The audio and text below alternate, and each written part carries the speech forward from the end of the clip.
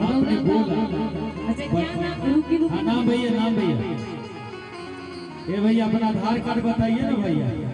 वो तो लिखा है, हम समझ रहे हैं। संदीप गुप्ता जी के तरफ से 100 रुपया का पुरस्कार बा।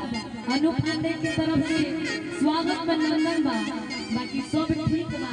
रोड़ा नेताजी साथे चलत रहे, हमर भैया साथे महाराज नेता मत कहिए, जनसेवक कहिए, जनसेवक। जनता की सेवा। भैया साथे चलत रही, तनी खाए तो ध्यान दी, खइला बिना तो उतर वाली महाराज। अगला नेक्स्ट विधायक बनेंगे तो मोटा देंगे। लेकिन अनु जी, जैसा कि आपने कहा, मुझे कहना पड़ रहा है, मुझे कहना पड़ रहा है कि जलते हुए अंगारों पे दिया धर रहा हूं मैं, जलते हुए अंगारों पे दिया धर रहा हूं मैं, अरमा जला जला के धुआं कर रहा हूं मैं। जलते हुए अंगारों पे